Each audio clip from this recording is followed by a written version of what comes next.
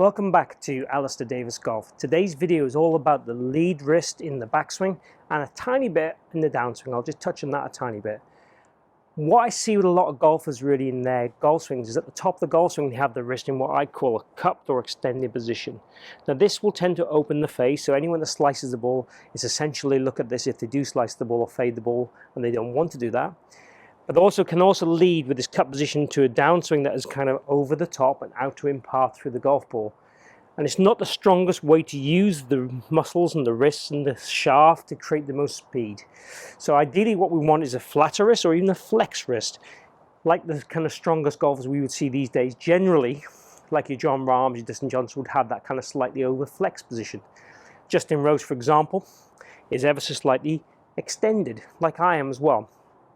So those kind of golfers are still successful even with a slightly cupped wrist. So it is not a case of this is what you have to do to play well. There are many different ways. If I was going to try and build someone to be perfect as they could be, I'd want them to have a flexed wrist or a flat wrist at the top. Flat is absolutely cool for me and slightly flex is absolutely cool too, either or. I'll explain to you why. So if the wrist is slightly flexed or flat, what happens in the downswing, it's much easier to get this club head dragging behind the hands and again flexing this wrist in the downswing to create the strongest club face position and also create the most natural speed for the shaft to catch up with the hands through impact. So it helps a lot of freebies to make us the most dynamic we can be through the ball. So the exercise I want to give you today is a physical exercise to help you get the feel for getting the wrist working correctly. So what we're going to do, we're going to take our grip on the golf club as we would normally.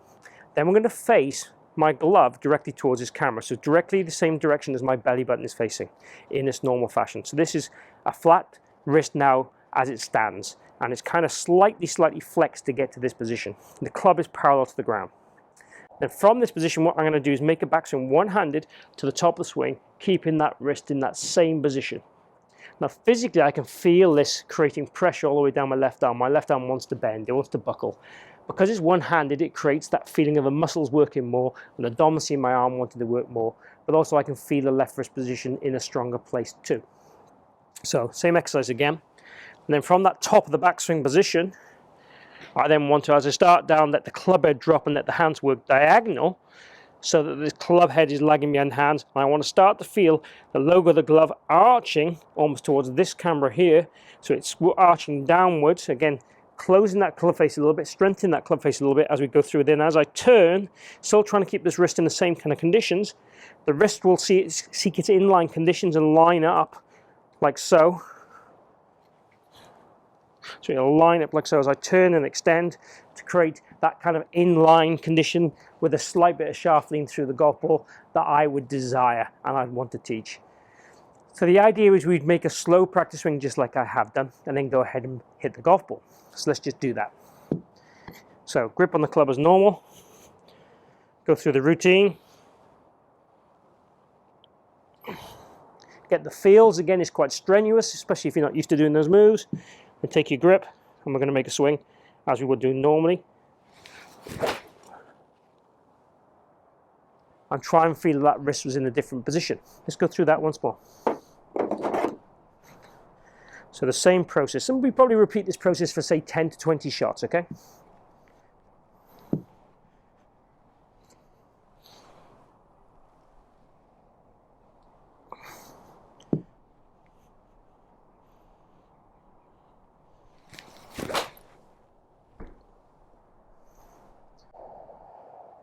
And my wrist definitely feels like it's in a stronger, flatter position than it would normally be. Because as I said, I am slightly extended or cupped.